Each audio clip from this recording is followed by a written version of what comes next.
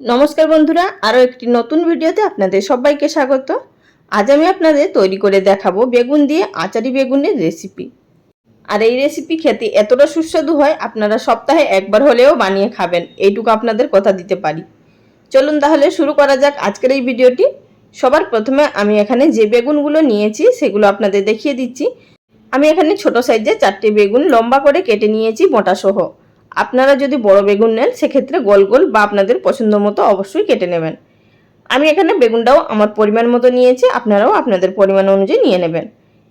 এবার এই বেগুনগুলোর উপরে দিয়ে দিলাম স্বাদ মতো নুন আর পরিমাণ মতো হলুদের গুঁড়ো দিয়ে এটিকে খুব ভালোভাবে আমাদের মেখে নিতে হবে। তবে চাইলে আপনারা এখানে সামান্য পরিমাণ লঙ্কা গুঁড়োও দিতে পারেন, তবে চেষ্টা করবেন এখানে ছোট বেগুন নিতে, এতে করে দেখতেও খুব ভালো লাগবে।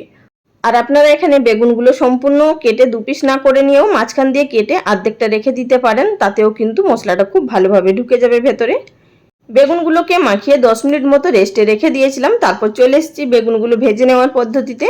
গ্যাস ওভেনের উপরে একটি ফ্রাইং প্যানের মধ্যে 2 টেবিল চামচ তেল গরম করতে দিয়েছি। আর তেলটা যখনই এইভাবে গরম হয়ে যাবে তার মধ্যে আমাদের দিয়ে দিতে হবে এক একটা করে বেগুনের টুকরো।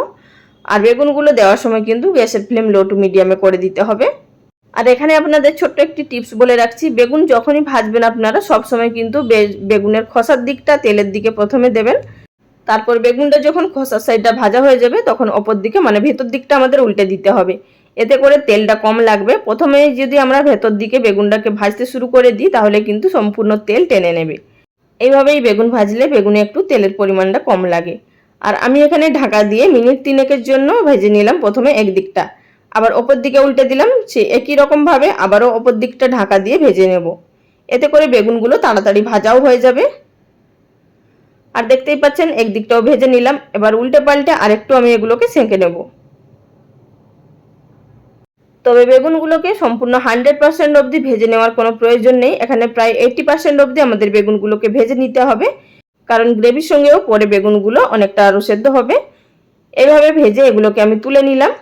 আপনারা চাইলে সেই একই প্যানের মধ্যে রান্নাটা করে নিতে পারেন, তবে আমি প্যানটি বাদ দিয়ে দিলাম, অন্য একটি ভাজা করে নেব সেই তেলের মধ্যে। এবার গ্যাস ওভেনের উপরে কড়াই বসিয়ে দিয়ে দিলাম 1.5 টেবিল চামচ পরিমাণ সরষের তেল। তেলটা গরম হয়ে যাওয়ার পর দিয়ে দিলাম একটি মাঝারি সাইজের কুচিয়ে নেওয়া পেঁয়াজ। গ্যাসের ফ্লেম লো টু মিডিয়ামে থাকা অবস্থায় পেঁয়াজটিকে আমাদের ভেজে নিতে হবে যতক্ষণ না পেঁয়াজের কালার চেঞ্জ হয়ে যাচ্ছে। দেখতেই পাচ্ছেন এখানে পেঁয়াজটা খুব সুন্দর ভাজা হয়ে গেছে। এই পর্যায়ের মধ্যে দিয়ে দিলাম 1 টেবিল চামচ পরিমাণ আদা রসুনের বাটা। খুব বেশি কিন্তু আদা রসুন বাটা দেওয়ার কোনো প্রয়োজন নেই। আদা রসুনটা হালকা নাড়াচাড়া করে নেওয়ার পর এর মধ্যে দিয়ে দিলাম 1/2 টিস্পুন পরিমাণ হলুদের গুঁড়ো। হলুদটা অবশ্যই বুঝে দেবেন, আমরা কিন্তু বেগুনগুলো যখন ভেজেছিলাম তার আগে নুন হলুদ মাখিয়ে রেখেছিলাম। হলুদটা দিয়ে দেওয়ার পর আবারও ভালোভাবে নাড়াচাড়া করে মিশিয়ে নেব। আর এই পর্যায়ে আমি এর মধ্যে অ্যাড করে দিচ্ছি একটি মাঝারি সাইজের টমেটো কুচি। আর আপনারা চাইলে এখানে টমেটো কুচির পরিবর্তে টমেটোর পিউরিও দিতে পারেন, তবে কিন্তু অবশ্যই টমেটোটা ব্যবহার করবেন। আর দিলাম 2 টেবিল চামচ পরিমাণ জল, দিলাম স্বাদ মতো নুন। নুনটাও অবশ্যই বুঝে দেবেন নিজেদের টেস্ট অনুযায়ী। এখন গ্যাসের ফ্লেম লো টু মিডিয়ামে থাকা অবস্থায় এটিকে নাড়াচাড়া করে ভেজে নেব যতক্ষণ না টমেটোগুলো সফট হয়ে যাচ্ছে। টমেটো হালকা সফট হয়ে যাওয়ার পর দিয়ে দিলাম 1/2 টিস্পুন পরিমাণ কাশ্মীরি লঙ্কার গুঁড়ো, দিলাম 1/2 টিস্পুন পরিমাণ ঝাল লঙ্কার গুঁড়ো, দিয়ে দিচ্ছি এর মধ্যে 1/2 টিস্পুন পরিমাণ জিরে গুঁড়ো, দিচ্ছি আবার সামান্য পরিমাণ জল যাতে করে মশলাটা পুড়ে না যায়। আপনারা চাইলে এখানে কাশ্মীরি লঙ্কার গুঁড়োটা বাদ দিয়ে দিতে পারেন, আমি এখানে কালারের জন্য ব্যবহার করেছি। এবার গ্যাসের ফ্লেম একেবারে লোতে করে দিয়ে এটিকে আমাদের ধৈর্য ধরে ভাজতে হবে যতক্ষণ না মশলা থেকে একদম তেল ভেসে উঠছে, ততক্ষণ অবধি আমাদেরকে ভেজে নিতে হবে। আর দেখতেই পাচ্ছেন এখানে খুব সুন্দরভাবে মশলা থেকে তেল বেরিয়ে এসছে। এই পর্যায়ে আমরা এর মধ্যে অ্যাড করে দেব পরিমাণ মতো জল। আপনারা যতটা গ্রেভি পছন্দ করবেন সেই অনুযায়ী জলটা ব্যবহার করবেন। তবে আমি এখানে খুব বেশি কষা কষাও করব না, আবার খুব বেশি ঝোলও করব না। ঝোল কিন্তু এটি খেতে একদমই ভালো লাগবে না, হয়তো আপনারা গামাখা রাখতে পারেন বা একদম শুকনো করে দিতে পারেন। আমি এখানে হালকা একটু গ্রেভি রাখবো, তাই আমি এখানে প্রায় 1.5 কাপ পরিমাণ জল ব্যবহার করলাম। এবার এই জলটা আমাদের ফুটে আসা অবধি অপেক্ষা করতে হবে। দেখতেই পাচ্ছেন এখানে গ্রেভিটা ফুটে উঠেছে। এই পর্যায়ে আমি এর মধ্যে অ্যাড করে দেব 1 টেবিল চামচ পরিমাণ আচারের মশলা আর 2 টুকরো আচার। আপনারা এখানে আচারের মশলা যদি আর আচার না ব্যবহার করতে চান সেক্ষেত্রে আপনারা আচারের মশলা তৈরি করে আর আমচুর পাউডার এখানে টক হিসাবে ব্যবহার করতে পারেন বা তেঁতুলের কাঠ। আর আচারি বেগুন তৈরি করার জন্য আপনারা এখানে যে কোনো আচার ব্যবহার করতে পারেন, টক জাতীয় আচার, শুধুমাত্র মিষ্টি আচার না হলেই হবে। আর এখানে আপনারা যদি আচারের মশলা তৈরি করতে চান সেক্ষেত্রে আপনারা 5 ফোড়ন শুকনো খোলায় হালকা একটু ভেজে নিয়ে সেটিকে গুঁড়ো করে নেবেন। আর বেগুনগুলো দেওয়ার আগে গ্রেভির মধ্যে আপনারা ভাজা মশলাগুলোটা আর এখানে আমচুর পাউডার অবশ্যই অ্যাড করে দেবেন, তাও কিন্তু হবে। এবার দিয়ে দিলাম 4টে কাঁচা লঙ্কা। এবার এই গ্রেভিটা ফুটে আসা অবধি আমাদের অপেক্ষা করতে হবে। তারপর আমি এর মধ্যে দিয়ে দিলাম 1 টিস্পুন পরিমাণ চিনি। চিনিটা কিন্তু অবশ্যই ব্যবহার করবেন, যেহেতু এখানে আচারের মশলা, আচার এবং টমেটো পড়েছে, এর মধ্যে কিন্তু চিনিটা অবশ্যই ব্যবহার করতে হবে, এতে করে স্বাদ ভীষণই সুন্দর আসবে। আর বন্ধুরা, যারা আচারি বেগুন খেয়েছেন তারা তো জানেন এর টেস্ট কতটা সুন্দর হয়। আর যারা খাননি তাদের কাছে আমার রিকোয়েস্ট রইল, তারা একবার হলেও এটি বানিয়ে খাবেন।